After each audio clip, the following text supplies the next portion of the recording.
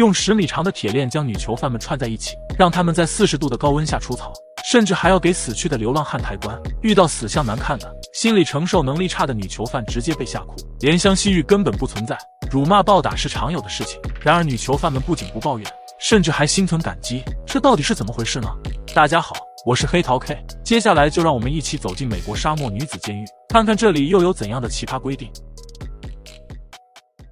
美国沙漠女子监狱位于美国亚利桑州的沙漠中部，每天平均气温在40度以上，牢房里没有空调，没有风扇，可以说是完全密不透风，在里面待着几乎和蒸桑拿差不多。可即便是如此恶劣的条件下，很多囚犯还是都想来到这里，因为监狱有一个规定，只要囚犯能在这里完成30天的劳改，就能免去长期的牢狱之灾。虽然条件听起来十分诱人，但实际上真正能坚持到最后的女囚犯没有几个。不过不是所有女囚犯都能享受到这个福利，每次劳改只有15个名额，杀人放火的肯定不行，只有罪行比较轻的才有资格，比如小偷、瘾君子等。虽然他们刑期比较短，但其实也都在5年以上，所以每个人都很珍惜30天的劳改福利。然而当真正加入后才明白什么叫度日如年。每天早上5点45分是女囚犯们噩梦的开始，被狱警温柔地叫醒后，他们要在15分钟内完成穿衣服、洗漱等，之后需要在门口排站。6点是狱警的检查时间，如果发现有私藏违禁品的，将会永远失去劳改福利的资格，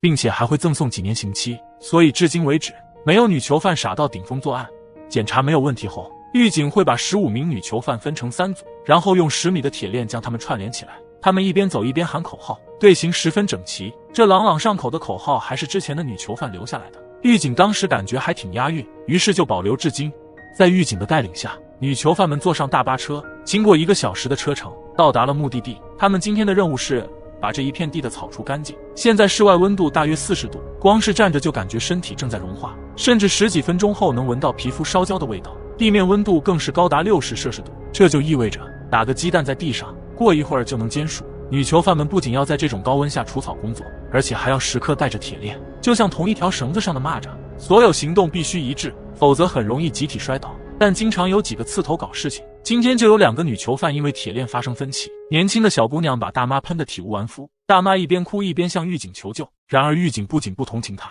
还责骂她拖慢了进度，这导致他们这一串女囚犯获得加班1小时的格外奖励。女囚犯们拿着铁锹在高温环境下艰难地工作着，中暑都是家常便饭。此时唯一能解暑的办法就是往脑袋上浇冷水，但不到万不得已，他们不会浪费这珍贵的水资源，因为他们能够享用的水源可是有限的。光是身体上的折磨还不够，监狱长还有一个损招，那就是每次的工作地点都是十分显眼的公共区域。今天来除草的地方是马路边，监狱还特意准备了小黄马甲，做这些都是为了吸引路人的目光，让女囚犯们感受被人注视议论的快乐。一旦遇到熟人，说不定还会热情打招呼。这种社死可比身体上的劳累可怕多了。然而这才是牛刀小试，接下来的工作才是重头戏。沙漠附近有一处尸体埋葬点，一些死去的流浪汉以及无人认领的尸体会被送到这里集中处理，而女囚犯们的工作就是送这些死人最后一程。他们在狱警指挥下把尸体装进棺材，然后把棺材抬到指定地点，随后跟着牧师一起虔诚祷告。每天都要接触不知名的尸体，这对女囚犯来说十分痛苦，